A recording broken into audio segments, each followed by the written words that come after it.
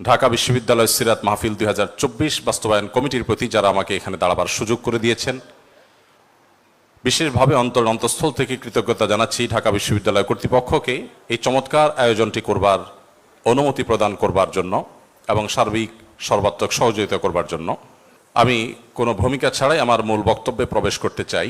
আজ 2024-এর যেই সময়টাতে আমরা দাঁড়িয়ে কথা বলছি, আজকের পৃথিবীতে দুর্বলদের পক্ষে কথা বলাটা ফ্যাশনে পরিণত হয়েছে। আপনারা জানেন, দুর্বল মানুষদেরকে নিয়ে কেউ কাজ করলে সমাজে তাকে হিরো মনে করা হয়।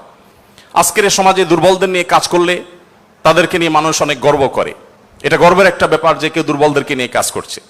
আমরা সুন্নাহ ফাউন্ডেশন থেকে অসহায় দুস্থদের জন্য কাজ করছি। আপনারা অনেকে আমাদেরকে সেজন্য মোবারকবাদ জানাচ্ছেন, শুভেচ্ছা জানাচ্ছেন, আমাদেরকে প্রেরণা দিচ্ছেন। ধন্যবাদ আপনাদের প্রতি।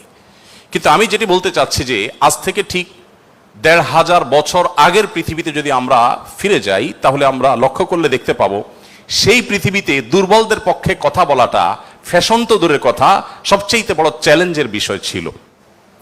আজকের এই অনুকূল পৃথিবীতে দাঁড়িয়ে আপনি দাস-দাসীর অধিকার, আপনি শ্রমিকের অধিকার, আপনি নারীর অধিকার, আপনি অন্য ধর্মাবলম্বী সংখ্যালঘুদের অধিকার নিয়ে কথা বলতে পারেন। এই কথা বলাটা অনেক নিরাপদ, অনেক ফ্লেক্সিবল পরিবেশ আপনি দেখেন। কিন্তু মুহাম্মদ সাল্লাল্লাহু আলাইহি সাল্লাম যখন দুর্বলদের পক্ষে কথা বলেছেন, তখন পৃথিবীতে দুর্বলদের পক্ষে কথা বলাটা সহজ কাজ ছিল না। এটা লাইফ রিস্কের ব্যাপার ছিল, কিন্তু সেই কাজটা তিনি করেছেন। সম্মানিত উপস্থিতি, প্রিয় নবী সাল্লাল্লাহু আলাইহি সাল্লাম তিনি দুর্বলদের পক্ষে যে কথা বলেছেন, সেটা আজ আমরা অনেকে যে দুর্বলদের পক্ষে কথা বলি নানা পার্থিব উদ্দেশ্যে, তার সেই দুর্বলদের পক্ষাবলম্বনটা পার্থিব কোনো উদ্দেশ্যে ছিল না। আমরা অনেকে আজ দুর্বলদের পক্ষে কথা বলি কোনো সংস্থার কোনো প্রজেক্ট পাওয়ার জন্য।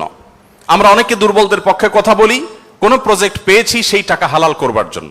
আমরা অনেকে দুর্বলদের পক্ষে কথা বলি সোশ্যাল মিডিয়াতে প্রচুর লাইক কমেন্ট পাওয়া যাবে সেজন্য। আমরা অনেকে দুর্বলদের পক্ষে কথা বলি এর পেছনে আমাদের পার্থিব কোনো স্বার্থ আছে সেই কারণে। মুহাম্মদ সাল্লাল্লাহু আলাইহি সাল্লাম সেই ব্যক্তি ছিলেন যিনি দুর্বলদের পক্ষে কথা বলেছেন প্রচন্ড প্রতিকূল পরিবেশে। তার সেই কথার বিপরীতে তাকে থ্যাঙ্কস বলার মতো পৃথিবীতে কোনো মানুষ ছিল না তখন।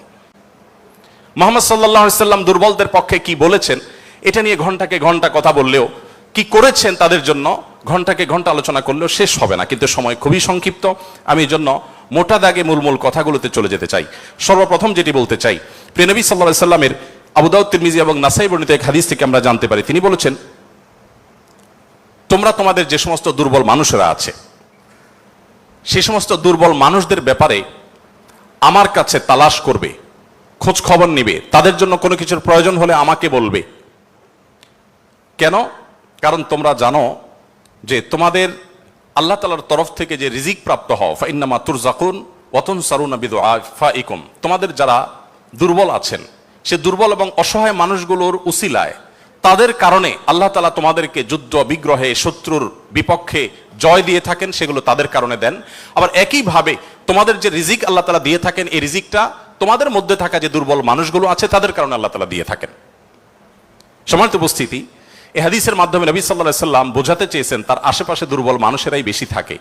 আপনারা জানেন বেলাল, আম্মার, সোহেব, আরো যে সমস্ত সাহাবী ছিলেন, সালমান ফারসি রাদিয়াল্লাহু তাআলা আনহু সহ, এই সমস্ত অসহায় মানুষগুলো একাধারে বহিরাগত, বাহির থেকে আসা। আরবের মানুষরা বাহিরের মানুষদেরকে মানুষ মনে করতে কুণ্ঠাবোধ করে অনেকে, বা বেশিরভাগ। সেই সময়ের বাস্তবতা ছিল অনেকটা সেরকম।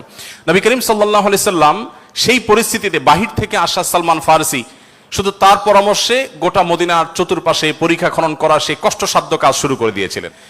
তিনি বেলাল রাদিয়াল্লাহু তাআলা আনহুর মতো একজন নিগ্রো, ইথিওপিয়ান এবং বাহির থেকে আসা কৃতদাস ছিলেন, সেই মানুষটিকে নবী সাল্লাল্লাহু আলাইহি সাল্লাম মুয়াজ্জিন বানিয়েছেন। আজ আমাদের সমাজে মুয়াজ্জিন মানে খুব সাদামাঠা একটা পদ, তখন মুয়াজ্জিন ছিলেন নবী করিম সাল্লাল্লাহু আলাইহি সাল্লামের পর সবচেয়ে মসজিদের মধ্যে থাকা সম্মানজনক পদ। নবী করিম সাল্লাল্লাহু আলাইহি সাল্লাম এভাবে দুর্বল সাহাবীদেরকে যে আগলে রাখতেন, দুর্বল সাহাবীদের মধ্যে তিনি থাকতেন এমন ভাবে যে আজ নেতারা যদি অন্যদের সাথে চলে, নেতা কে এটা পরিচয় দেওয়ার প্রয়োজন হয় না।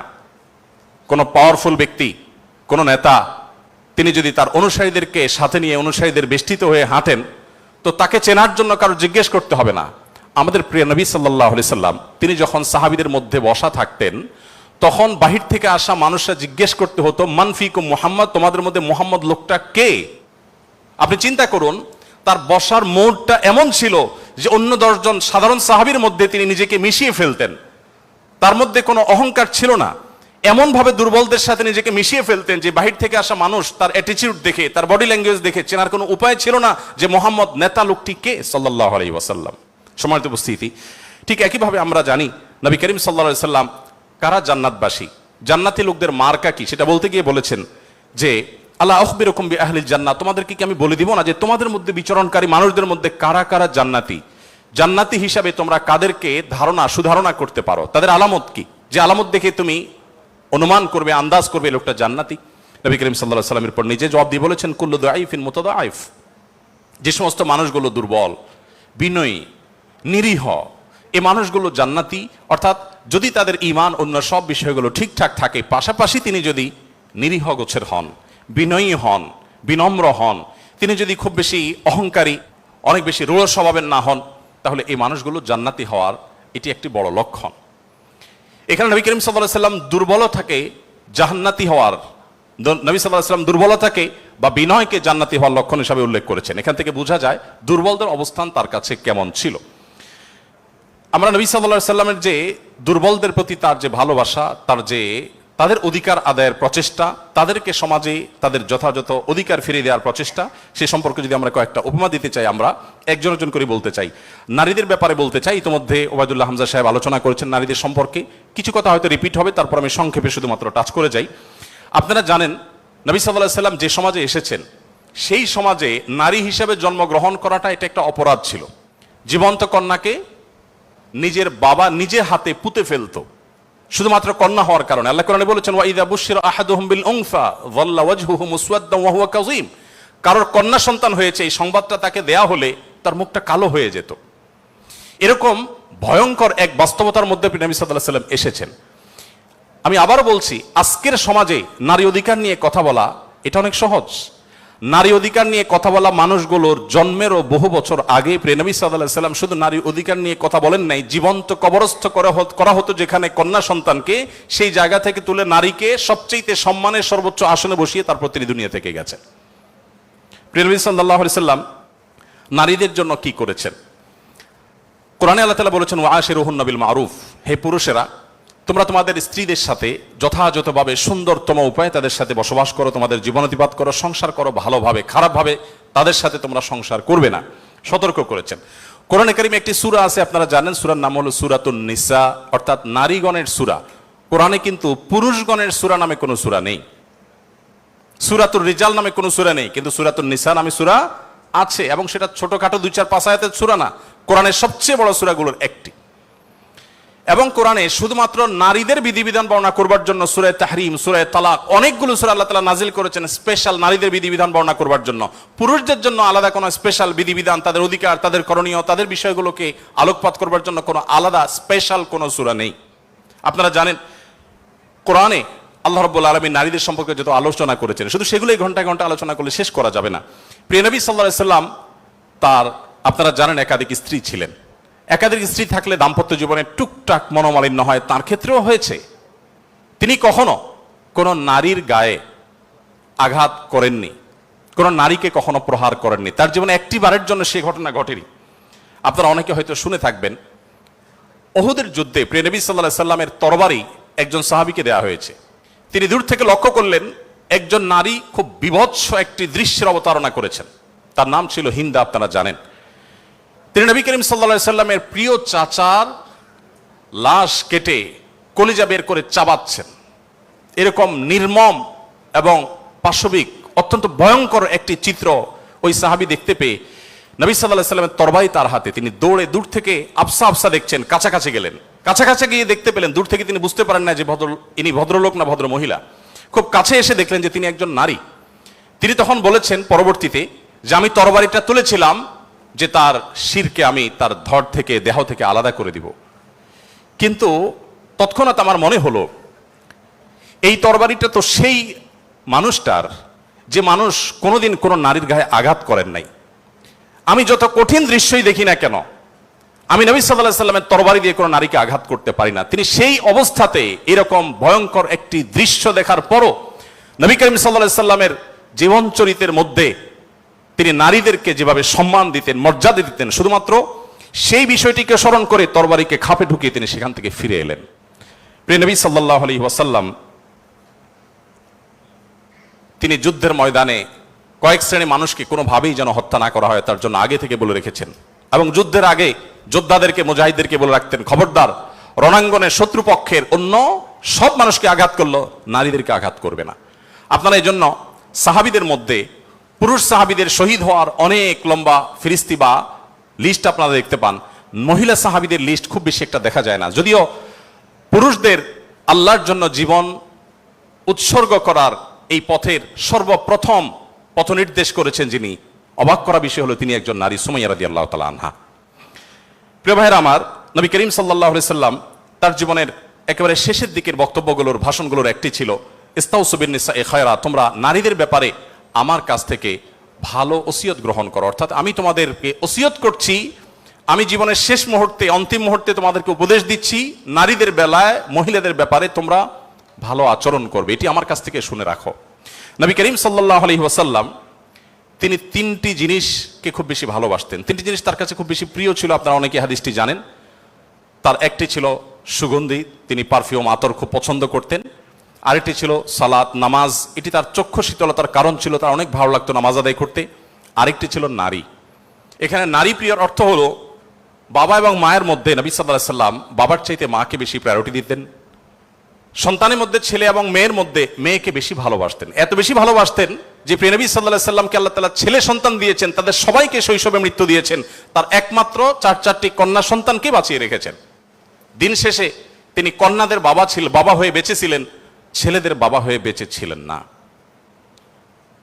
ঠিক একইভাবে প্রিয় নবী সাল্লাল্লাহু আলাইহি সাল্লামের আরেকটা হাদিস সহিহ মুসলিমে বর্ণিত হয়েছে, আমরা জানি নবী সাল্লাল্লাহু আলাইহি সাল্লাম বলেছেন, কেউ যদি তার দুটি কন্যা সন্তানকে প্রাপ্তবয়স্ক হওয়া পর্যন্ত সুন্দর আচরণ করে, যথাযথভাবে লালন পালন করে, কোনো প্রকার বৈষম্য না করে, অবিচার না করে, তাদের প্রতি সদাচরণ করে, তো কিয়ামতের ময়দানে নবী সাল্লাল্লাহু আলাইহি সাল্লাম বলেছেন সেই লোক শুধু জান্নাতে যাবে না, কিয়ামতের দিন আল্লাহ নবী সাল্লাল্লাহু আলাইহি সাল্লাম বলেছেন আনা ওয়া হুয়া কাহাতাইন, সে এই দুটি আঙ্গুল যেরকম পাশাপাশি অবস্থান করছে জান্নাতে আমার ঠিক কাছাকাছি এইভাবে অবস্থান করবে, দুটি কন্যা সন্তানকে যথাযথভাবে পালন করবার কারণে। আমি জানি না আপনারা নিশ্চয় অনেকে অনেক হাদিস পড়ে থাকবেন, আপনারা এমন কোন হাদিস পেয়েছেন কিনা যে 1 ডজন ছেলে সন্তান লালন পালন করলে এইরকম কোন ফজিলত এর কথা কোথাও বলা হয়েছে? আপনারা দেখেছেন এরকম কোন হাদিস? আমি অন্তত পাই নাই যে 1 ডজন ছেলে লালন পালন করেছে কোনো মা বাবা, তার বিনিময়ে তাদেরকে নবী সাল্লাল্লাহু আলাইহি সাল্লাম বলেছে যে 12টা যেহেতু করেছে, দুইটা মেয়ের বিপরীতে 12টা ছেলে করেছে, একটা পুরস্কার হোক না, এরকম কোন পুরস্কারের কথা আমার জানা নেই। এরপরে যখন এক শ্রেণী মানুষ বলে যে ইসলাম নারীদেরকে ঠকিয়েছে, তখন তাদের ব্যাপারে কি বলা যায় সেটা আপনারা ঠিক করবেন। সম্মানিত উপস্থিতি, নবী করিম সাল্লাল্লাহু আলাইহি ওয়াসাল্লাম বলেছেন, কোনো বাবা, কোনো অভিভাবক, কোনো প্যারেন্টস, কোনো মা যদি কোনো কন্যার কারণে কন্যার দায়গ্রস্ত হয়ে পড়েন, সমাজের মানুষের কুসংস্কারের কারণে যদি তার মুখটা ছোট হয়ে যায়, কোনো কারণে তিনি যদি কোণঠা সময় পরিস্থিতির মধ্যে পড়ে যান, এরপরও তিনি যদি সেই মেয়েদেরকে লালন পালন করার ক্ষেত্রে কোনো কার্পণ্য না করেন, সমাজের বিরুদ্ধে দাঁড়িয়ে বুক টান টান করে যদি তার কন্যাদেরকে তিনি ভালোবাসা দেন, সদাচরণ করেন, তাদের অধিকার যথাযথভাবে দিয়ে দেন, দুঃখিত, তাহলে সেক্ষেত্রে নবী সাল্লাল্লাহু আলাইহি সাল্লাম বলেছেন এই কন্যাদের প্রতি সদাচরণ করবার কারণে জাহান্নাম থেকে মুক্তির কারণ হবে কিয়ামতের ময়দানে ওই ব্যক্তির জন্য। এটি নবী সাল্লাল্লাহু আলাইহি সাল্লামের আরো বহু হাদিস আছে, আমি আর সেদিকে যাব না, শুধুমাত্র একটি হাদিস বলে শেষ করব। সেটা হলো, আপনারা জানেন নবী করিম সাল্লাল্লাহু আলাইহি সাল্লামকে জিজ্ঞাসা করা হলো, ইয়া রাসূলুল্লাহ মান আহাক্কুন নাসি বিহুসনি সুহবাতি, আমার সবচেয়ে ভালো আচরণ পাওয়ার অধিকারটা কার?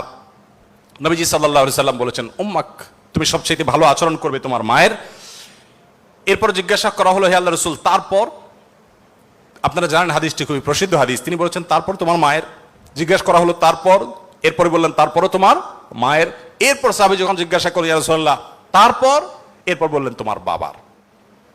আপনারা অনেকে শুনেছেন ডক্টর জাকির নায়েক, তিনি এই হাদিস প্রসঙ্গে বলেছেন আল্লাহ নবী সাল্লাল্লাহু আলাইহি সাল্লাম গোল্ড মেডেলটাও দিলেন মাকে, তারপর সিলভার মেডেলটাও দিলেন মাকে, ব্রোঞ্জটাও দিলেন মাকে, বাবাকে দিলেন একটা সান্ত্বনা পুরস্কার। এরপরে যদি কেউ বলে যে ইসলাম নারীদেরকে ঠকিয়েছে, যে যুক্তিতে বলে সেটা আপনারাও জানেন, আমিও জানি। বলা হয় বাবার সম্পদে ছেলে যদি 2 টাকা পায় মেয়ে 1 টাকা পায়, এখানে মেয়ের প্রতি অবিচার করা হয়েছে। আপনারা জানেন এর মতো হাস্যকর একটা দাবি আরেকটি হতে পারে না। কারণ ছেলে বেচারা, এতক্ষণ শুধু মেয়েদের কথা বলছি, আসলে একটু ছেলেদেরকে আমরা দুর্বল হিসেবে দেখি।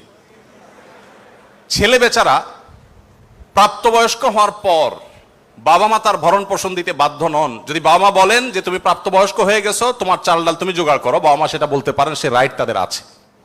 বিয়ে এখনো বেচারা করে নাই, মাত্র প্রাপ্তবয়স্ক হয়েছে। এরপর প্রাপ্তবয়স্ক হওয়ার পর যখন বিয়ে শাদীর চিন্তা করে, বাপ মা এটা বলতেই পারেন যে বাবা তোমার বিয়ে শাদীর টাকা তুমি জোগাড় করো, আমি তোমার বইয়ের গহনা কিনে দিব, মোহর জোগাড় করব, তোমার খরচ খরচা দিব। এটা বাবা মা করতে বাধ্য নন শরীয়তের দৃষ্টিকোণ থেকে, ছেলেরটা ছেলেকেই জোগাড় করতে হবে। আপনাদের অনেকগুলো প্রশ্ন আমার কাছে আসছে, এর মধ্যে সবচেয়ে কমন যে প্রশ্ন বারবার এসেছে সেটা হলো যুবকদের প্রশ্ন, বাবা মা বিয়ে দিতে চায় না, আমরা কি করব? আমি সে প্রশ্ন উত্তরে যেতে পারবো কিনা জানি না, তবে তরুণদের আহাজারে আমাকে খুব কষ্ট দেয়। কারণ আমি খুব বেশি বয়সে বিয়ে করিনি, আমি এখন নানা হয়েছি, আপনারা অনেকে জানেন। আমার এই বয়সে আমি নানা হয়েছি, এটা অনেকে শুনলে আসমান থেকে নাজিল হওয়ার উপক্রম হয় যে কিভাবে সম্ভব। তো আমি বলি, আমি আমার সংসার জীবন গোছানো শেষ, আমি এবং আমার মিসেস সহ বাকি জীবন আরামের সাথে দেশ বিদেশ যদি ঘুরেও বেড়াই, আল্লাহ বিল্লাহ করে বাকি জীবন কাটিয়ে দিই, আমার কোনো টেনশন নাই, কারণ আমার সংসারের সব সেট আপ করা শেষ। সে সমস্ত মানুষদেরকে দেখে আমার করুণা হয়, মায়া হয়, যারা আর্লি ম্যারেজকে দোষণীয় মনে করে তারা অনেক বেশি দেরি করে তথাকথিত নিজের পায়ে দাঁড়ানোর কথা বলে 30-35 পার হওয়ার পর বিবাহ শাদী করেন। এই মানুষগুলো তাদের ছেলে মেয়ে হইতে হইতে, প্রথম তো আবার ছেলে মেয়ে নেওয়া যাবে না, একটা লম্বা সময় এনজয় করতে হবে, 40-এর পর হয়ে যায় ছেলে মেয়ে হতে হতে। এরপর এই ছেলে পড়ালেখা করে গ্রাজুয়েশন করতে করতে 55-60 ছুঁই হয়ে যায়, ততক্ষণে সংসারের ঘানি টানতে থাকে।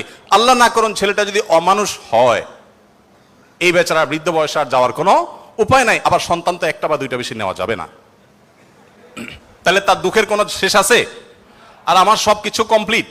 এখন ছেলে মেয়ে যদি বেশি বেতাল হয়, বেলাইন হয়, সোজা কানটা মলে দিয়ে দরজা দেখা দিতে কোনো অসুবিধা নাই। কারণ আমার 2nd, 3rd, 4th অপশন আছে, অনেকগুলো সন্তান আছে। আর দ্বিতীয়ত আমার বয়সে এখনো অনেকখানি বাকি আছে। যাই হোক, আমি সেদিকে যাচ্ছি না। আমি যেটা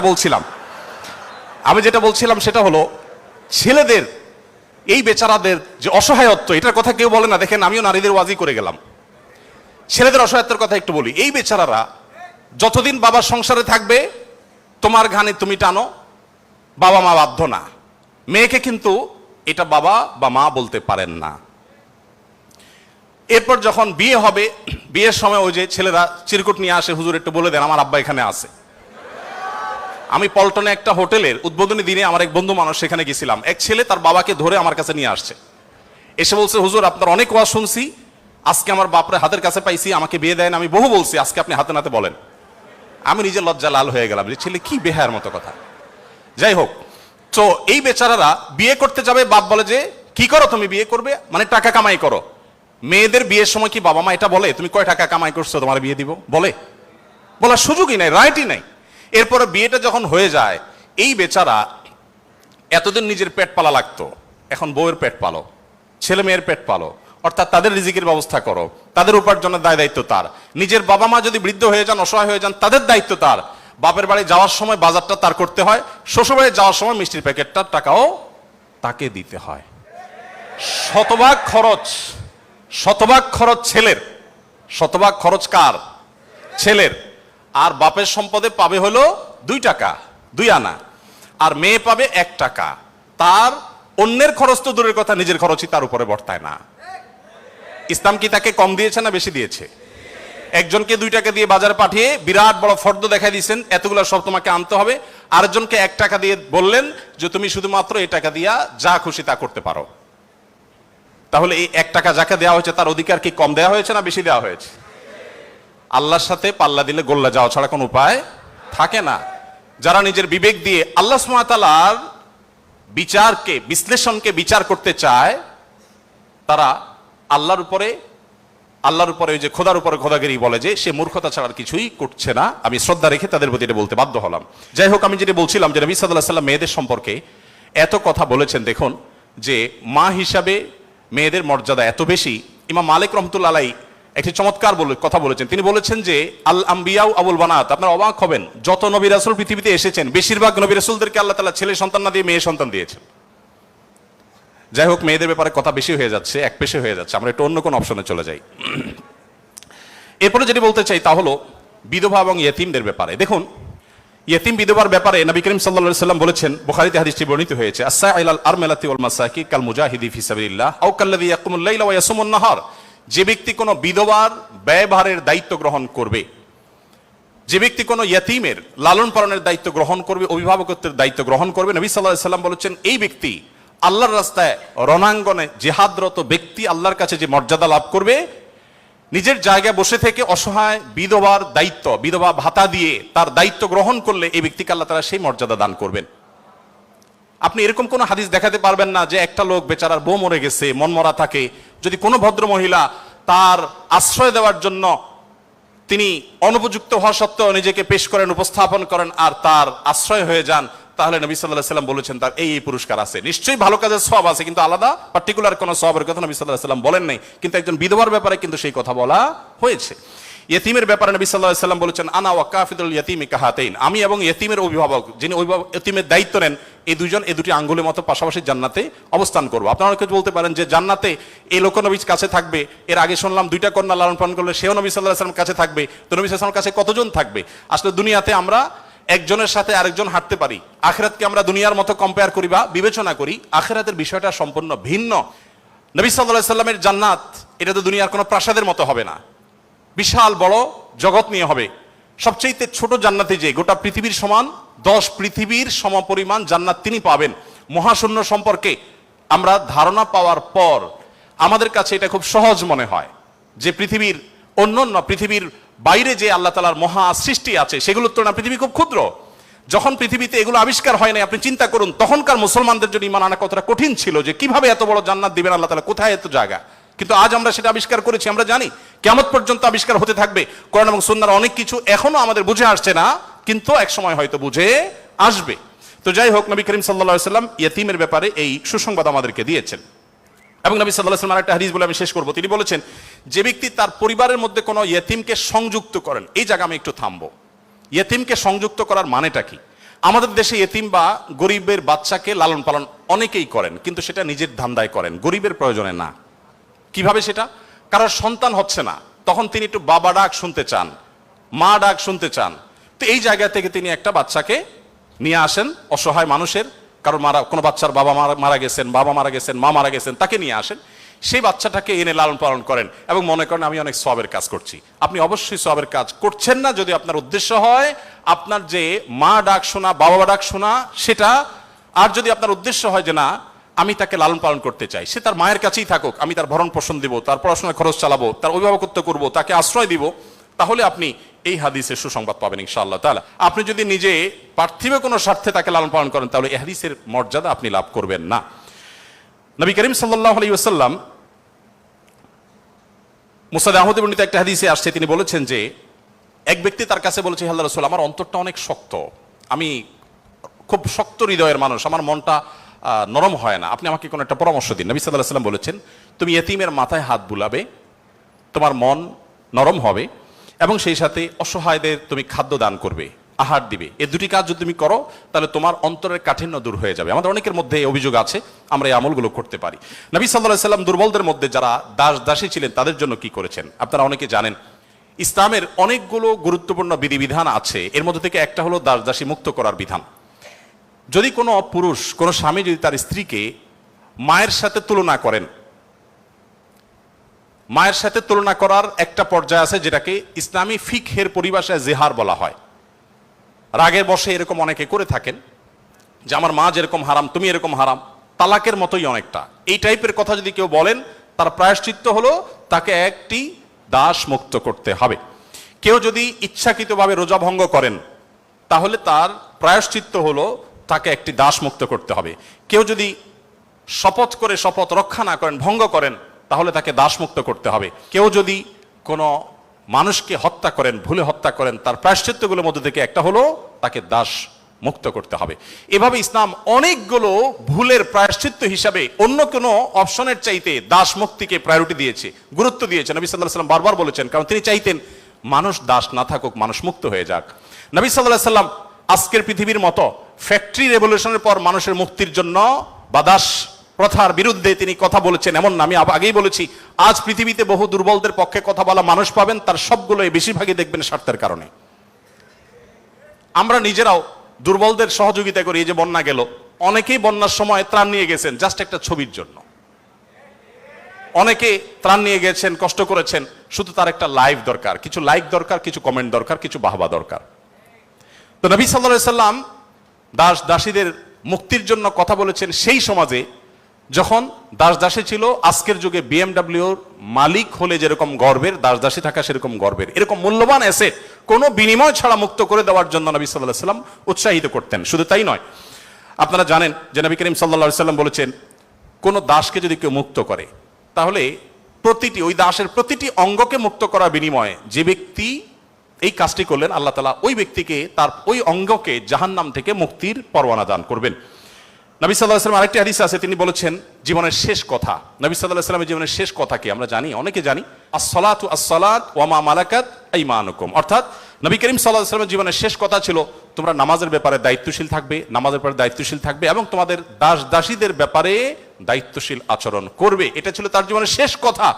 একটা মানুষের কাছে দাস দাসীদের অধিকার কত গুরুত্বপূর্ণ হলে, অধীনস্থ মানুষগুলোর অধিকার কত গুরুত্বপূর্ণ হলে জীবনের শেষ কথা এটা বলে চলে যান যে তোমরা তাদের ব্যাপারে খবরদার, সদাচরণ করবে, তাদের প্রতি কোনো জুলুম অবিচার করবে না। আপনারা অনেকে আবু মাসউদ আনসারী রাদিয়াল্লাহু তাআলা আনহুর নাম শুনেছেন।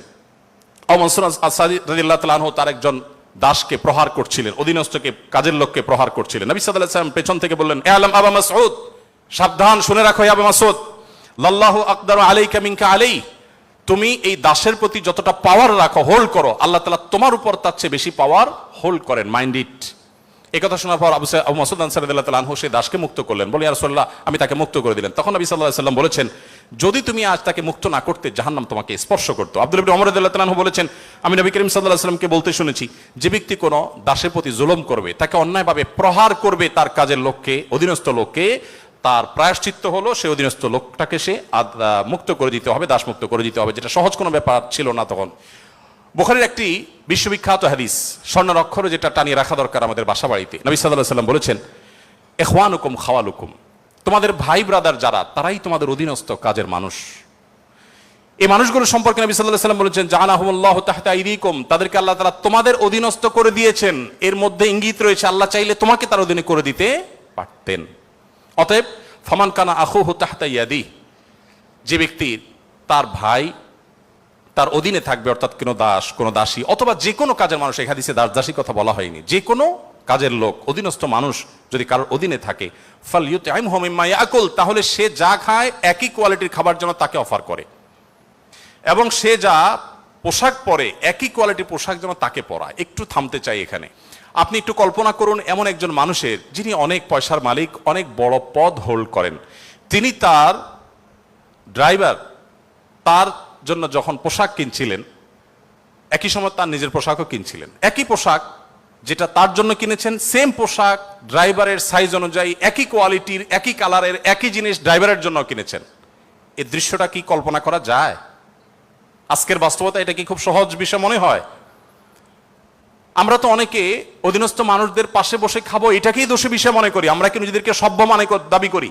আজকের পৃথিবীর মানুষের সভ্যতা যেখানে গিয়ে ঠেকবে, নবী সাল্লাল্লাহু আলাইহি ওয়াসাল্লাম তিনি এবং তার সাহাবা একরাম পৃথিবীকে যেই জায়গায় রেখে গেছেন সভ্যতার, সেখানে পর্যন্ত আজকের পৃথিবী সভ্যতার সর্বোচ্চ শিখরে গিয়ে পৌঁছতে পারবে না। নবী করিম সাল্লাল্লাহু আলাইহি ওয়াসাল্লাম তিনি, তাকে একবার জিজ্ঞাসা করা হলো যে, হে আল্লাহ রাসূল, আমাদের যে কাজের লোক আছে, খাদেম আছে, এই লোকগুলোর যত ভুল করে কয়বার মাফ করা যায় আপনি একটু বলেন? মানে এটা সীমা আছে তো, কতবার মাফ করা যায়? নবী করিম সাল্লাল্লাহু আলাইহি ওয়াসাল্লাম চুপ থাকলেন। লোকটা আবার একই কথা বললেন, নবী সাল্লাল্লাহু আলাইহি ওয়াসাল্লাম চুপ থাকলেন। তিনি আবার যখন বললেন, নবী করিম সাল্লাল্লাহু আলাইহি ওয়াসাল্লাম বলেছেন, দিনে 70 বার মাফ করবা। কতবার? এর মানে হলো তুমি নিজেকে নিয়ন্ত্রণহীন করবে না। এই বিষয়ে অবশ্য ওয়াজ করা অনেক সহজ, আমল করা অনেক কঠিন। আল্লাহ তাআলা আমাদেরকে আমলের তৌফিক দান করুন। এভাবে নবী করিম সাল্লাল্লাহু আলাইহি ওয়াসাল্লাম দুর্বলদের পক্ষে দুর্বলদের অধিকার আদায়ের জন্য অনেক কথা বলেছেন। সেই সময় যখন দুর্বলদের পক্ষে কথা বলা আজকের মতো ফ্যাশনের বিষয় ছিল না। আজ যারা অধিকারের কথা বলে তাদের জন্মেরও হাজারো বছর আগে প্রিয় নবী সাল্লাল্লাহু আলাইহি সাল্লাম এই মানুষগুলোর অধিকার আদায় করে উন্নতির চরম শিখরে রেখে গেছেন। পৃথিবী আবার তাদেরকে অবনমন করেছে। আজ সেজন্য আমাদেরকে কথা বলতে হচ্ছে। সম্মানিত উপস্থিতি, নবী করিম সাল্লাল্লাহু আলাইহি ওয়াসাল্লাম তিনি অন্য ধর্মাবলম্বীদের অধিকার নিয়ে যত কথা বলেছেন, অনেক লম্বা কথা বলতে হবে, আমার হাতে একেবারে সময় নেই। আমি শুধু এটুকু বলবো, আল্লাহ তাআলা কোরআনে কারিমে বলেছেন, লা ইয়ানহাকুমুল্লাহু আনিল্লাযীনা লাম ইউকাতিলুকুম ফিদ-দীন ওয়া লাম ইখরিজুকুম মিন দিয়ারিকুম আন তাবাররুহুম ওয়া তুকসিতু ইলাইহিম ইন্নাল্লাহা ইউহিব্বুল মুকসিতিন। যে সমস্ত অন্য ধর্মাবলম্বীরা তোমাদেরকে তোমাদের দেশ থেকে বের করে দেয়নি, তোমাদের উপর কোনো যুদ্ধ চাপিয়ে দেয়নি, অর্থাৎ শান্তিপূর্ণ সহাবস্থান করছে, তাদের প্রতি সদাচরণ করতে তোমাদের আল্লাহ তোমাদেরকে নিষিদ্ধ করেনি না, বরং আল্লাহ তাআলা সদাচরণকারী, ন্যায়নিষ্ঠ আচরণকারীকে ভালোবাসেন। তার মানে সংখ্যালঘুদের প্রতি, অন্য ধর্মাবলম্বীদের প্রতি কোনো মুসলিম যদি সদাচরণ করে, এই লোক আল্লাহর ভালোবাসা পাবে। বাংলাদেশের মানুষ ধর্মপ্রাণ, এদেশে ওলামা একরাম দায়িত্বশীল। এই জন্য আমি প্রায় বলি, আমাদের আশেপাশে অন্য যে কোনো দেশের সংখ্যালঘুদের চাইতে আমাদের দেশের সংখ্যালঘুরা আলহামদুলিল্লাহ অনেক ভালো আছে। সেজন্য আমরা অনেক হ্যাপি এবং সুখী। আমরা চাই তারা আরো ভালো থাকুক। আমাদের আশেপাশের বিভিন্ন দেশে বহু ধর্মীয় দাঙ্গা হয়েছে, শত শত মানুষ মারা গেছে। বাংলাদেশের আজও পর্যন্ত কখনোই ধর্মীয় দাঙ্গায় শত শত মানুষ তো দূরের কথা, ডজন ডজন মানুষ মারা গেছে, এমন কোনো ঘটনা কখনো শোনা। সংখ্যালঘুদের নির্যাতনের যে সমস্ত বিচ্ছিন্ন ঘটনা ঘটে, এটা আমরাও জানি, আমাদের সংখ্যালঘু ভাই বোনেরাও জানেন। এটা দিন শেষে রাজনৈতিক ফায়দা হাসিলের নীল নকশা ছাড়া আর কিছুই নয়। বাংলাদেশের সবচেয়ে বড় ধর্মীয় শিক্ষা প্রতিষ্ঠান হাটহাজারী মাদ্রাসার ঠিক কোল ঘেঁষে একটা মন্দির, আমি সেই মাদ্রাসার ছাত্র। এত প্রাচীন এই মন্দির এবং মাদ্রাসাও প্রাচীন, শতবর্ষী মাদ্রাসা এবং প্রাচীন মন্দির। কেউ বলতে পারবে না যে মাদ্রাসার হাজার হাজার ছাত্রের কেউ কোনোদিন একটা ঢিল সেই মন্দিরে নিক্ষেপ করেছেন অথবা মন্দির থেকে পাল্টা এরকম কিছু হয়েছে, কেউ বলতে পারবে না। বাংলাদেশের মানুষের সাম্প্রদায়িক সম্প্রীতির যে উদ্যম দৃষ্টান্ত, পৃথিবীর অনেক উন্নত দেশেও সে দৃষ্টান্ত নাই। এটা আমরা কোত্থেকে পেয়েছি? ইসলাম থেকে পেয়েছি। আমাদের সংখ্যালঘু ভাই বোনদের প্রতি সদাচরণ করতে আমাদের ইসলাম বলে, ভালো মুসলিম হওয়ার প্রয়োজনে আমাদের এটা করতে হচ্ছে। অথবা আমরা যত বেশি ভালো মুসলিম হতে পারবো, আমাদের সংখ্যালঘু ভাই বোনরাও তত নিরাপদে থাকবেন। নবী সাল্লাল্লাহু আলাইহি সাল্লাম বলেছেন, যেই ব্যক্তি কোনো অমুসলিম, যিনি মুসলিম ভূখণ্ডে বসবাস করার পারমিশন নিয়ে আসছেন, ধরুন বাইরে থেকে ভিসা নিয়ে এসছেন, অনুমোদিত তার বসবাসটা, এরকম কোন অন্য ধর্মাবলম্বীকে যদি কোনো মুসলমান হত্যা করে, এই মুসলমান এই হত্যার কারণে জান্নাত তো দূরের কথা, জান্নাতের ঘ্রাণও সে পাবে না। মানুষটা কিন্তু অন্য ধর্মাবলম্বী। নবী সাল্লাল্লাহু আলাইহি সাল্লাম একটা ইহুদির লাশ নিয়ে যাওয়া হচ্ছিল, তিনি সম্মান প্রদর্শন করলেন। সাহাবীরা বললেন, ইয়া রাসূলুল্লাহ, ইহুদির লাশ আপনি সম্মান প্রদর্শন করছেন? নবী সাল্লাল্লাহু আলাইহি সাল্লাম বলেছেন, আলাইসাত নাফসা, সে কি মানুষ না? লোকটা ইহুদি হতে পারে কিন্তু তিনি মানুষ না। আব্দুল্লাহ ইবনে ওমর রাদিয়াল্লাহু তাআলা বাসায় ছাগল জবে হয়েছে, তিনি বাহির থেকে এসে জিজ্ঞাসা করলেন, আহাদাইতুম লিজারনাল ইয়াহুদি, আমাদের ইহুদি প্রতিবেশী বাসায় গোশত পাঠিয়েছো? বাসার লোকজন বলল, না তো। তখন তিনি বললেন, আল্লাহ রাসূল সাল্লাল্লাহু আলাইহি সাল্লাম প্রতিবেশীর অধিকার নিয়ে এত কথা বলেছেন যে নিজের সম্পদে তাদের হিস্সা আল্লাহ তাআলা নির্ধারণ করে দেওয়ার উপক্রম হয়েছিল, আর তোমরা কেন প্রতিবেশী বাসায় খাবার পাঠাওনি? আমাদেরকে আরো ডেভেলপ করতে হবে। আমাদের আশেপাশে কোনো হিন্দু বসবাস করেন, আপনার পাশে ফ্ল্যাটে, পাশের বাড়িতে, আপনি কয়দিন তার বাসায় খাবার পাঠিয়েছেন, গিফট পাঠিয়েছেন? অথচ ইসলাম কিন্তু সেই নির্দেশ আমাদেরকে করে। যাই হোক, নবী করিম সাল্লাল্লাহু আলাইহি ওয়াসাল্লাম চতুষ্পদ জন্তু, পশু পাখির প্রতি তার যে দয়া ছিল, তারা দুর্বল, তারা অসহায়, তাদের পক্ষে নবী সাল্লাল্লাহু আলাইহি ওয়াসাল্লামের যে অবস্থান ছিল, একবার আপনারা জানেন বিখ্যাত হাদিস, নবী সাল্লাল্লাহু আলাইহি ওয়াসাল্লাম বলেছেন যে অনেক আগের একটি ঘটনা। এক লোক, তিনি যাচ্ছিলেন কোথাও পানি পান করার জন্য, কোন একটা কুয়াতে তিনি নেমেছেন।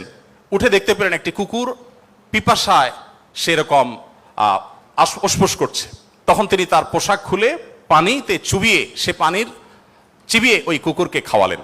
এই হাদিসটি দুই রকম আছে, একজন পুরুষের ক্ষেত্রে আছে, তিনি তার পায়ের মোজা খুলেছেন। একজন নারীর কথা আছে, তিনি তার ওড়না খুলে এই কাজটি করেছেন। ওই নারী ব্যভিচারিণী হওয়া সত্ত্বেও আল্লাহ তাআলা একটি প্রাণীর প্রতি এই ভালোবাসা, এই সম্প্রীতি দেখাবার জন্য তাকে মাফ এবং নাজাত দিয়ে দিয়েছেন। নবী সাল্লাল্লাহু আলাইহি ওয়াসাল্লাম বলেছেন যে এর বিপরীতে একজন নারী, আপনারা সেটাও শুনেছেন অনেকে, যে একটি ইবাদত গুজার একজন নারী একটি বিড়ালকে বেঁধে রেখেছিলেন এবং সে বিড়ালকে বেঁধে রাখতে রাখতে এক পর্যায়ে না খেয়ে বিড়ালটি মারা গেছে, তাকে খাদ্য দেননি। শুধুমাত্র এই কারণে তিনি ইবাদত গুজার হওয়া সত্ত্বেও আল্লাহ তাআলা ওই নারীকে জাহান্নামী হিসেবে ঘোষণা করেছেন, শুধুমাত্র একটা প্রাণীর জীবনের প্রতি এই হেয়ালিপনা করার জন্য। এখন প্রাণী তো দূরের কথা, মানুষের জীবন আমরা শেষ করে ফেলছি নির্দয়ভাবে। নবী করিম সাল্লাল্লাহু আলাইহি সাল্লামের আরো হাদিস আমরা জানি, একটা পাখির দুটি বাচ্চাকে কেউ একজন ধরে নিয়ে গেলেন। নবী আলাইহিস সালাম যখন দেখলেন এই কাজটি কেউ করেছে, তখন বললেন যে কে কাজটি করেছো? তখন নবী করিম সাল্লাল্লাহু আলাইহি সাল্লাম তাকে ডেকে বললেন, যাও, এই যে পাখি, মা পাখিটা সে ছটপট করছে আমি দেখতে পাচ্ছি, এই বাচ্চাগুলোকে সেখানে রেখে আসো, এটা তোমার জন্য জায়েজ নাই, মা পাখার বাচ্চাগুলোকে তুমি ছিনিয়ে আনবে জাস্ট তোমার বিনোদনের জন্য। তখন নবী করিম সাল্লাল্লাহু আলাইহি সাল্লাম ওই নির্দেশ সাহাবীকে করেছেন এবং ভৎসনা করেছেন এই কাজটি করবার জন্য। এর বিপরীতে আরেকটা ঘটনা আমরা জানি, এর পাশাপাশি আরেকটা ঘটনা আমরা জানি, নবী সাল্লাল্লাহু আলাইহি সাল্লাম এক ব্যক্তিকে দেখলেন তিনি পিপিলিকার উপদ্রব থেকে বাঁচার জন্য আগুন দিয়ে পোড়াচ্ছেন। তিনি বলেছেন, খবরদার, লা ইউআযযিবু বিন-নার ইল্লা রাব্বুন নার, আগুন দিয়ে পুড়িয়ে নির্মম ভাবে তুমি এটাকে হত্যা করতে পারো না। যদি হত্যা করতেই হয় তাহলে তুমি এমনি পিষে মেরে ফেলো, অন্য কোনো ভাবে মেরে ফেলো, নির্মম ভাবে তুমি মারতে পারো না। আমাদের অনেককে দেখবেন যে ওই যে এক ধরনের আঠা পাওয়া যায় ইঁদুর মারার, সে আঠা দিয়ে ইঁদুর মারার চেষ্টা করেন, নির্মম ভাবে মৃত্যু, হত্যা করা বা নিধন করা, এটা জায়েজ নাই। সে আপনাকে উপদ্রব করে, আপনি হত্যা করতে পারেন, কিন্তু নির্মম ভাবে হত্যা করবার বা হত্যাকে আপনি এনজয় করবেন এই অধিকার আপনাকে ইসলাম দেয়নি। নবী করিম সাল্লাল্লাহু আলাইহি ওয়াসাল্লাম তার সাহাবী আব্দুল ইবনে সাঈদ ইবনে জুবায়ের বলেছেন যে সাহাবী আব্দুল ইবনে ওমর রাদিয়াল্লাহু তাআলা আনহু একবার যাচ্ছিলেন, দেখলেন যে কুরাইশের কিছু যুবক কিছু পাখিকে বেঁধে রেখে তীর নিক্ষেপ করছিলেন হাত সই করার জন্য, এবং ওই পাখিগুলোর যে মালিক তাকে বলেছেন যেটা লাগবে না মিস হবে ওই তীরটা তোমার, বিনিময়ে তুমি তীর পেয়ে যাবে, আর লাগলে তো পাখি মারা যাবে। এটা জাস্ট মজা করছিল তারা। দেখেন আল্লাহ নবী সাল্লাল্লাহু আলাইহি ওয়াসাল্লামের সাহাবী আব্দুল ইবনে ওমর যখন এসেছেন, জাস্ট তাকে দেখেছে, দেখার সাথে সাথে দৌড়ে পালিয়ে গেছে তারা, ওই যুবকরা, কারণ জানেন যে নবী সাল্লাল্লাহু আলাইহি ওয়াসাল্লামের সাহাবী কোন প্রাণীর প্রতি নির্মমতাকে সহ্য করবেন না, চলে গেছে তারা। তখন এবার আব্দুল ইবনে ওমর রাদিয়াল্লাহু তাআলা আনহু বলেছেন, আল্লাহ লানত এবং অভিশাপ নাজিল হয় ওই মানুষগুলোর প্রতি যারা কোনো প্রাণীকে এরকম বিনোদনের জন্য জাস্ট তীর মেরে গুলি মেরে বিভিন্নভাবে লক্ষ্যবস্তু তাদেরকে বানায়।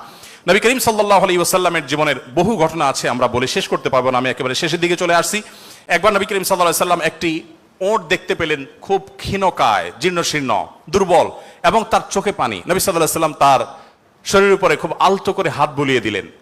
তখন সেই ওটের আচরণ দেখে বর্ণনাকারী সাহাবী বলছেন মনে হচ্ছিল সে অনেকটা প্রশান্তি অনুভব করেছে। তখন তিনি ওটের মালিককে ডেকে বললেন যে এই ওটকে তুমি কেন ভালো করে খাবার দাবার দাও না, তার ব্যাপারে তুমি আল্লাহকে কেন ভয় করো? নবী সাল্লাল্লাহু আলাইহি ওয়াসাল্লাম তাকে সতর্ক করলেন। ঠিক একইভাবে নবী সাল্লাল্লাহু আলাইহি ওয়াসাল্লাম ঐতিহাসিক একটি হাদিস সহিহ মুসলিম বর্ণিত, তিনি বলেছেন, ইন্নাল্লাহা কাতাবাল ইহসানা আলা কুল্লি শাই ফাইদা কাতালতুম ফাহসিনুল কিতলাহ ওয়া ইযা যাবাহতুম ফাহসিনুজ যিবহা। যদি কেউ কোন প্রাণীকে জবাই করতে হয়, জবাই করে খেতে হয়, আল্লাহ তার জন্য হালাল করেছেন, সেও যেন নির্মম ভাবে জবাই না করে। এই জন্য ছুরি যেন ভালো করে ধার দিয়ে নেয়, যাতে করে পশুর প্রতি নির্মমতা করতে করতে ধীরে ধীরে তাকে যেন হত্যা করতে না হয়। এমনকি কোনো মানুষকে যদি মৃত্যুদণ্ড দিতে হয় তাকেও যেন নির্মম ভাবে হত্যা না করা হয়। প্রয়োজনে তাকে যদি মৃত্যুদণ্ড দিতে হয়, এমনকি রণাঙ্গনে যদি শত্রুপক্ষ হয়, নির্মম ভাবে তার অঙ্গ প্রত্যঙ্গ কেটে টুকরা টুকরা করবেন, এই নির্মমতা করার অনুমতি ইসলাম আপনাকে দেয়নি। আপনাকে মানুষ হতে বলেছে ইসলাম। নবী সাল্লাল্লাহু আলাইহি ওয়াসাল্লাম এক ব্যক্তিকে দেখলেন যে তিনি তার কোন একটা পশু জবাই করার জন্য শুয়ে তারপরে সেই পশু ছুরি ধার দিচ্ছেন। একদিক থেকে শুয়েছেন, হয়তো পাও দিয়ে ফাড়া দিয়ে ধরে রেখেছেন, আর অপর দিক থেকে হাত দিয়ে তিনি ছুরি ধার দিচ্ছিলেন। নবী সাল্লাল্লাহু আলাইহি ওয়াসাল্লাম বলেছেন যে আতুরিদু আন তুমিতাহা মাউতা, তুমি কি চাও এই প্রাণীটাকে কয়েকবার হত্যা করতে? কেন তুমি আগে ছুরি ধার দিয়ে আনো নাই? নবী করিম সাল্লাল্লাহু আলাইহি ওয়াসাল্লাম একটি গাধার পাশ দিয়ে যাচ্ছিলেন, দেখতে পেলেন যে গাধাটার উপরে কেউ ছেক দিয়েছে, কোন লোহাটো হাতে দাগ দিয়ে ছেক দিয়েছে, ক্ষত বিক্ষত হয়েছে। নবী সাল্লাল্লাহু আলাইহি ওয়াসাল্লাম বলেছেন, লানাল্লাহুল্লাযী ওয়াসামা, যে ব্যক্তি গাধাটাকে ছেক দিয়েছে, আল্লাহর লানত, আল্লাহর রহমত থেকে সে বঞ্চিত হয়ে অভিশাপ তার উপরে নাজিল হবে। নবী করিম সাল্লাল্লাহু আলাইহি ওয়াসাল্লাম এক ব্যক্তিকে দেখলেন যে তিনি বলছেন, হে আল্লাহর রাসূল, আমি যখন ছাগল জবাই করি তখন আমি যাতে অপ্রয়োজনে কষ্ট দিতে না হয়, নির্মমতা করতে না হয়, সেদিকটা খেয়াল করে। নবী সাল্লাল্লাহু আলাইহি ওয়াসাল্লাম বলেছেন, রাহিমাকুল্লাহ, তুমি যদি ছাগলের প্রতি দয়া পরবশ হও, আল্লাহ তাআলা তোমার প্রতি দয়া পরবশ হবেন। ভাইরা আমার, এমনকি তৃণলতা গাছপালা এগুলো প্রয়োজন ছাড়া যদি কেউ কাটে, নবী সাল্লাল্লাহু আলাইহি ওয়াসাল্লাম বলেছেন ওই ব্যক্তির মাথায় আল্লাহ তাআলা জাহান্নামের আগুন নিক্ষেপ করেন। প্রয়োজন ছাড়া যদি বৃক্ষ নিধন করে কেউ। আমি যদি সারাদিন সারারাত বলি, হয়তো নবী সাল্লাল্লাহু আলাইহি ওয়াসাল্লাম দুর্বলদের অধিকার আদায়ের জন্য কি করেছেন, শুধু কথা বলেননি, কি করেছেন সেগুলো বলে হয়তো শেষ করা যাবে না। আমাদের সময় অনেক আগে শেষ হয়ে গেছে। আমি শুধুমাত্র শেষের দিকে আসছি এবং বলতে চাই, আজকে যে জায়গায় আমি দাঁড়িয়ে কথা বলছি, এই বিশ্ববিদ্যালয় সহ বহু বিশ্ববিদ্যালয়, বিশেষ করে পাবলিক বিশ্ববিদ্যালয়গুলো, যেগুলো মেধাবীদের, দেশের সবচেয়ে বড় ভালো মেধাবীদের সবচেয়ে বড় বিচরণ ক্ষেত্র, এই জায়গা থেকে আমাদের আনন্দের অনেক ইতিহাস যেমন রচিত হয়েছে, দুই একটি দুঃখের এবং বেদনার ঘটনাও এখানে ঘটতো। তার মধ্যে থেকে একটি হলো র্যাগিং এর ঘটনা। নতুন একজন শিক্ষার্থী, যেখানে পুরাতন শিক্ষার্থী বা বড় ভাইদের কাছে, সিনিয়রদের কাছে স্নেহ ভালোবাসা পাওয়ার কথা, র্যাগিং এর নামে তাকে অপমানিত করা, অপদস্থ করা, তাকে হ্যারাসমেন্ট করা, তাকে অপমান অপদস্থ করে পশুর মতো বুনো আনন্দে মেতে ওঠা, এটা আমাদের দেশের অনেক শিক্ষা প্রতিষ্ঠানের একটি অঘোষিত কালচারে পরিণত হয়েছিল। আমরা আশা করব এই পশুত্ব, এই নির্মমতা, এটা আমাদের দেশে আর কোনো শিক্ষা প্রতিষ্ঠানে কোনোদিন ফিরে আসবে না। আমরা সবাই যদি দায়িত্বশীল হই, আমরা সবাই যদি মানুষ হই, ভালো মুসলমান হতে হলে ভালো মানুষ আমাদেরকে হতে হবে। আমরা যদি ভালো মানুষ হই তাহলে আমাদের দ্বারা এরকম ঘটনা কখনো ঘটতে পারে না। একজন মানুষের কষ্ট কারোর আনন্দের কারণ হতে পারে না। নবী করিম সাল্লাল্লাহু আলাইহি সাল্লাম বলেছেন, যে ব্যক্তি কোনো ছোটদের প্রতি স্নেহ করে না, ভালোবাসে না, সে আমার উম্মত না। ছোট এবং জুনিয়রদের প্রতি যদি স্নেহ মমতা না থাকে, ভালোবাসা না থাকে, সে আর যা হোক নবী করিম সাল্লাল্লাহু আলাইহি সাল্লামের উম্মত হিসাবে পরিচিতি পাবে না। অতএব র্যাগিং এর এই অপসংস্কৃতিকে ঝেঁটিয়ে শিক্ষা প্রতিষ্ঠানগুলো থেকে বিদায় করতে হবে আপনাদেরকে। সবাই রাজি আছেন তো ইনশাআল্লাহ? আল্লাহ তাআলা আমাদের সবাইকে সেই তৌফিক দান করুন। সময়ত উপস্থিতি, আমাদের আসরের সময় হয়ে গেছে অনেক আগেই। আমি খুব সংক্ষেপে শেষ করলাম। আপনাদের প্রশ্ন, অনেকগুলো প্রশ্ন আমার কাছে আছে, কিন্তু প্রশ্ন আমি এখনো টাচই করতে পারলাম না, তো সেজন্য আমি ক্ষমা চেয়ে নিচ্ছি। নামাজের পর আর কোনো সেশন আদৌ থাকবে কিনা আমি জানি না, তবে যেহেতু প্রশ্নগুলো আপনারা দিয়েছেন, আমি কোনো লাইভে সেটার উত্তর দিয়ে যেতে পারি। আর যদি নামাজের পরে সেশন হয় তাহলে সেখানে আমরা 15-20 মিনিটে প্রশ্নগুলো উত্তর দেওয়ার চেষ্টা করতে পারি। আর একটি আহ্বান আপনাদের প্রতি আমি রাখতে চাই, সেটা হলো, আপনারা অনেকে আমাদের সাথে বিভিন্ন সময় যোগাযোগ করেন যে আসুন্নাহ ফাউন্ডেশনের সাথে আপনারা কিভাবে ইনভলভ হবেন। আপনারা অনেকে হয়তো মনে করেন আমরা শিক্ষার্থী মানুষ, আমরা টাকা পয়সা দিতে পারবো না, তাহলে আসুন্নাহ ফাউন্ডেশনের সাথে কিভাবে ইনভলভ হবে। আমি আপনাদেরকে বলতে চাই, আসুন্নাহ ফাউন্ডেশনের যে ওয়েবসাইট আছে asunnahfoundation.org, আমাদের ওয়েবসাইটে ভলান্টিয়ার রেজিস্ট্রেশন বা ভলান্টিয়ার নিবন্ধন যে ফিচার আছে, সেখানে ক্লিক করে আপনি আপনার তথ্যপত্র দিয়ে যদি সাবমিট করে রাখেন, আমাদের কাছে আপনাদের ডাটা চলে আসবে। আপনারা যেন আনন্দিত হবেন যে আমাদের ফেনী, লক্ষ্মীপুর, নোয়াখালীতে বন্যা দুর্গতদের যে পুনর্বাসনের কার্যক্রম চলছে, সেখানে প্রায় 45টা টিম, 45টা টিম সেখানে কাজ করছে। এই প্রত্যেকটা টিমে কোনো না কোনো পাবলিক বিশ্ববিদ্যালয়ের ছাত্ররাই নেতৃত্ব দিচ্ছেন। তাদের সাথে কোনো ব্যবসায়ীকে, কোনো চাকরিজীবীকে ট্যাগ করা হয়েছে। 3 জন করে এক একটা টিমে থাকে, তারা সেখানে কাজ করছে, তথ্যপত্রগুলো ভেরিফিকেশন করছে। তাদের তথ্যপত্রের ভিত্তিতে আমরা ইনশাআল্লাহ অসহায় এবং দুস্থ মানুষদের ঘরগুলো বানিয়ে দেওয়ার, কৃষকদেরকে নগদ অর্থ সহায়তা দেওয়ার এবং অন্যান্য কার্যক্রম আমরা পরিচালনা করব। তো আপনারা যদি ফাউন্ডেশনের সাথে ইনভলভ হতে চান, আমি আপনাদের সবাইকে উদাত্ত আহ্বান করতে চাই, এমনকি আমাদের বোনদেরকেও বলতে চাই যে আপনারাও আমাদের ফাউন্ডেশনের ভলান্টিয়ার হিসেবে নিবন্ধন করতে পারেন। আমাদের যখন প্রয়োজন হবে, আমরা কোনো সময় আমাদের নিবন্ধিত ভলান্টিয়ারদেরকে প্রায়োরিটি দিয়ে বিভিন্ন কাজের ক্ষেত্রে আমরা তাদেরকে ইনভলভ করে থাকি। আমরা আশা করি যে আমাদের কল্যাণমূলক কাজে আপনারাও সাথী হবেন, সঙ্গী হবেন। আজকের এই আয়োজন, এত সুন্দর একটি আয়োজন করবার জন্য কর্তৃপক্ষকে আমি ধন্যবাদ জানাই, এবং বিশেষভাবে ধন্যবাদ জানাই আমাকে এখানে এসে কিছু কথা বলবার সুযোগ দেওয়ার জন্য। আমার কথার মধ্যে যদি সঠিক কিছু বলে থাকি আল্লাহর তরফ থেকে, ভুল কিছু বলে থাকলে সেটি আমার তরফ থেকে, শয়তানের তরফ থেকে। আল্লাহ তাআলা আমাদের সবাইকে নবী করিম সাল্লাল্লাহু আলাইহি ওয়াসাল্লামের রঙে রঙিন হওয়ার তৌফিক দান করুন, তার আদর্শে আদর্শবান হওয়ার তৌফিক দান করুন। জাযাকুমুল্লাহু খাইরা। আসসালামু আলাইকুম ওয়া রাহমাতুল্লাহি ওয়া বারাকাতুহু।